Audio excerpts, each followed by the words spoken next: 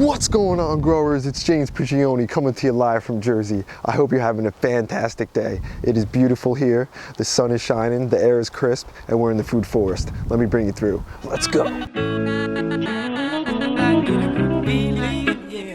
Today, I want to start back by the grape arbors.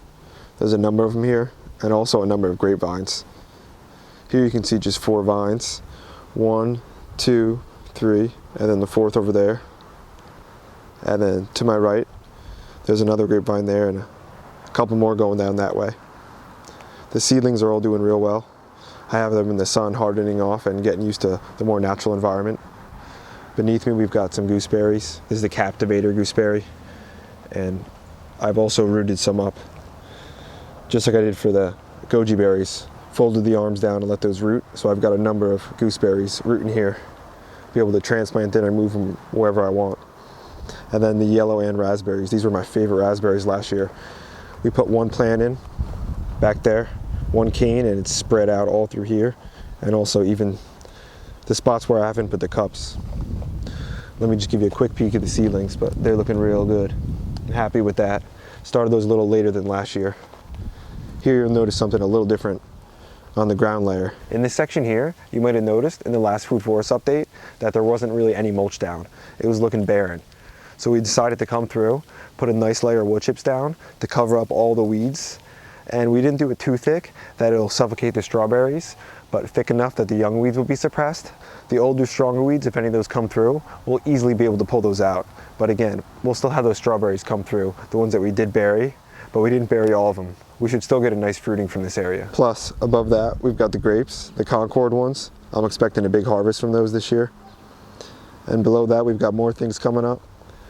We've got the yarrow, always good to have in here, great for pollinators. And there's a bunch of lettuce coming up, just self-seeded. You can see here, a few more over there, some more lettuce here, and tucks hanging out in the food forest. Such a beautiful day, especially with the sun out. And you can look across now to where we took the tree out. The difference is just amazing. The amount of sun we're getting over there. I'm gonna just load that thing with fruit trees, get ready for a new food forest. Double the tours, double the fun, and double the harvests, maybe even triple. I'm thinking actually even 10 times. We're gonna push the limits, see what we can do. And I encourage you guys to do the same. You guys can look back. When I first started this garden, it was a small space. It was just one little circle. Every year we grew a little more, we expanded. And I think that was because we were faithful with what we were given. We tried our hardest, and every year we learned and put the effort in to try to become better and try to make our gardens better. So I want to encourage you guys to do the same. I say it often, and I really mean it, that it's not the size that counts. It's what you put into it, and it's the effort, and it's how faithful you are with that little amount of space that you're given, because you can learn so much on a smaller space. Oftentimes, the people with the smaller spaces, you can get the best gardeners because you have to be so creative. The 2 apricot trees are basically in full bloom, looking so beautiful. I'm excited to get some apricots this year. In the previous years, we've had the apricots, but they've fallen off prematurely due to a pest.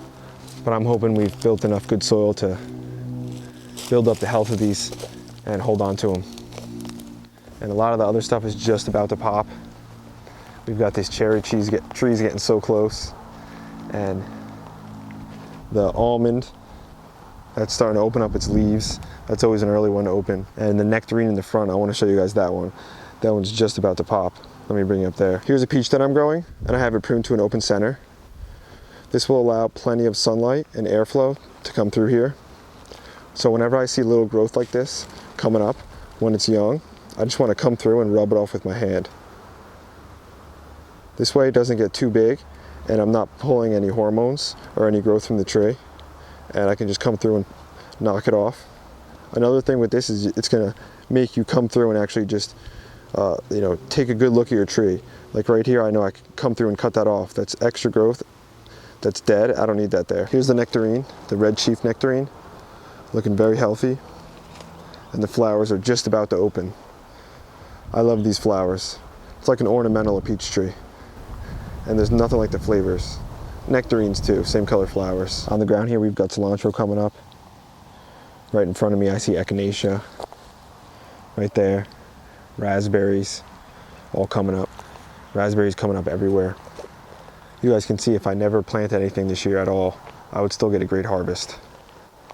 And that's kind of the idea of creating a system as opposed to creating a garden. When I hear garden, I kind of think about, creating something separated from a natural system. But when I think of an ecosystem, that's more of what I'm trying to create here, a food forest, a natural ecosystem that works with nature, because the further you get away from nature, the more work you're going to have to do. That's just what it comes down to. But you're going to try to create a system that's functional, that makes it easier for you. For instance, if you're going to have a chicken pen, you're going to want to connect it to your food forest. That's what we do. We've got this fence here that shares it. So anything extra from the food forest, we throw that into the chicken pen. And that's why our new food forest also shares a fence with the chicken pen. Anything extra goes into the chicken pen. We're also growing things within the chicken pen. So we're trying to use this function of a chicken pen, which houses our chickens, for multiple uses. This has also become a soil manufacturing plant. And it's also an egg manufacturing plant. So it's about getting kind of multiple elements to work for one function and having everything work together to support the overall system. We don't want to look at things in a fragmented approach. We want everything to come together. That's today's video, growers. Thanks for watching. I want you to see what the food forest looks like now compared to what it's going to look like in just a couple weeks.